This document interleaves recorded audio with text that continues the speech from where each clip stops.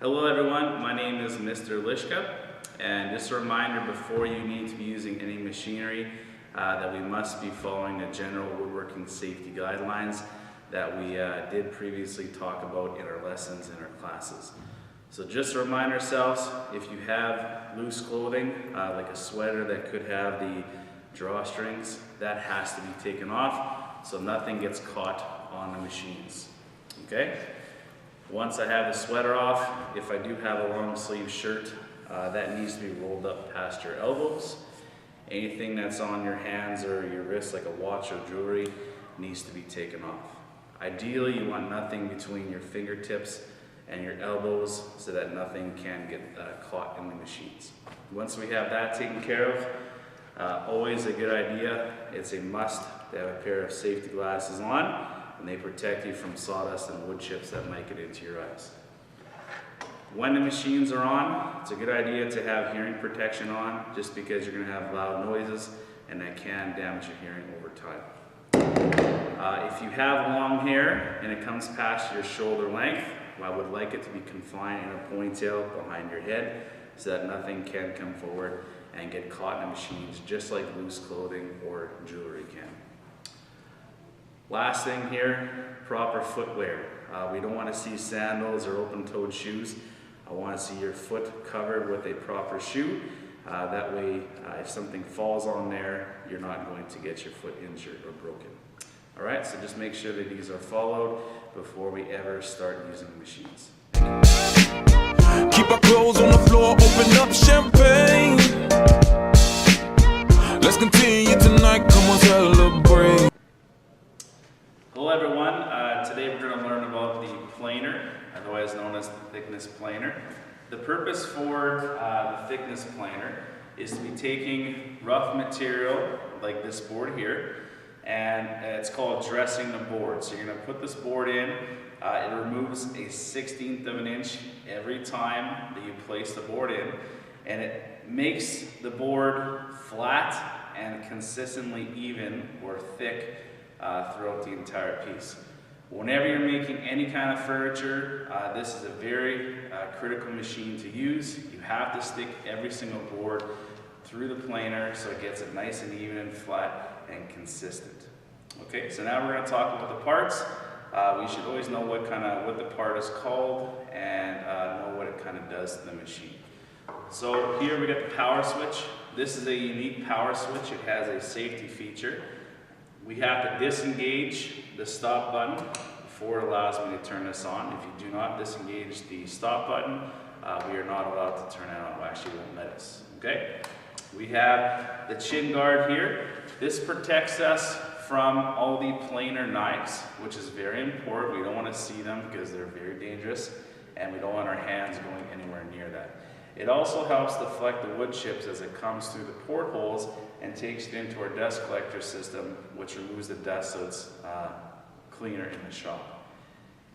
This item here is called the elevating hand wheel. This is how I raise and lower my cutter head into the project. If I turn it counterclockwise, it goes higher. If I turn it clockwise, it goes lower. Okay? When I turn the elevating hand wheel, it gives me a readout on the depth of cut gauge. This basically tells me what the machine is set at. Now when you apply this to your project, you want to measure the thickness of your highest point of your board and set it 1/16 of an inch less. That way it shaves off the top side of the board. So the machine on this one, or the cutter heads on this board, machine will actually cut on the top side of that, okay? Then we have the table. The table is important because there are special rollers inside, and that's what helps the board go into the machine and out the back, okay? Now, some safety. When a board is being planed, we never want you to stand in front of the machine like this as the board is entering into the planer. In case the board does kick back, if you're standing here, it's going to hit you in the leg or knee and it's going to hurt. Okay, so as the board is going through the machine, we want you standing off to the side or in the back where the board is going to be ran through. All right, When you're pressing the board into the machine, we do not want to have our hands face down like this.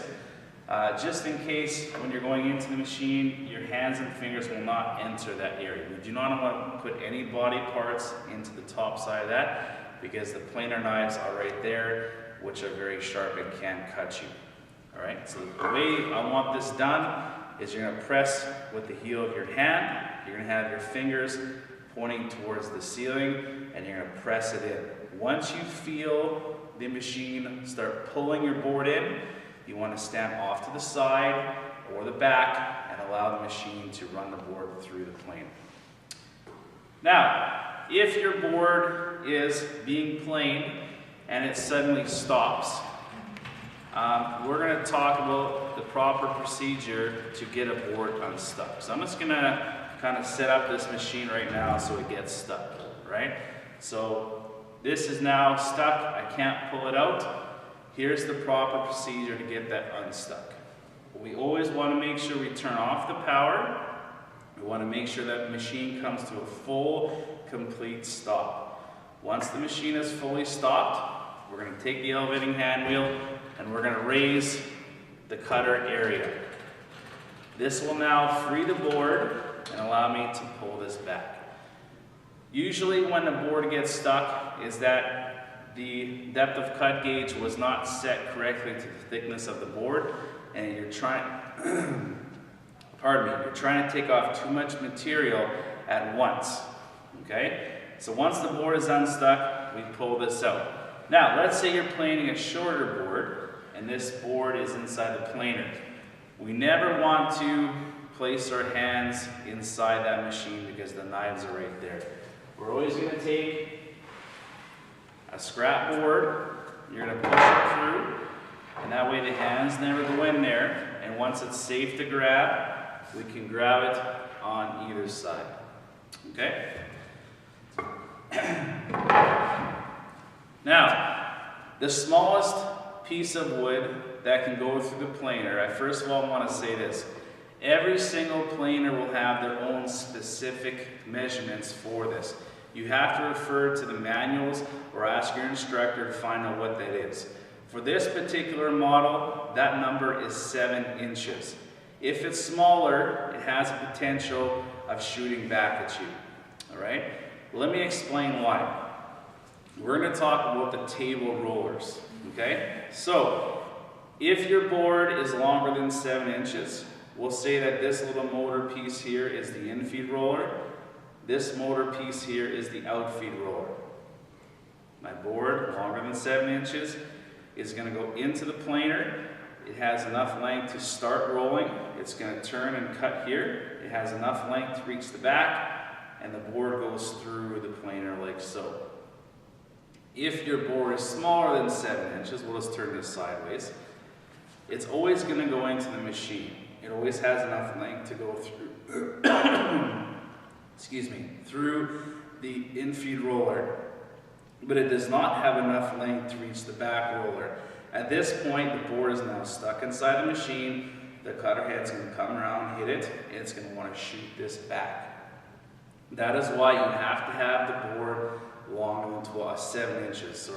It has to span the distance of the infeed and outfeed roller plus about a ½ inch in length. All right? So now we're going to show you how to actually plane a board, and we're going to demonstrate this and put it through the machine so you can see what it does. Keep our clothes on the floor, open up champagne. Let's continue tonight, come on, celebrate. That's how we do. Sometimes you gotta stay in, and you know where I live. Yeah, you know what we is. Sometimes you gotta stay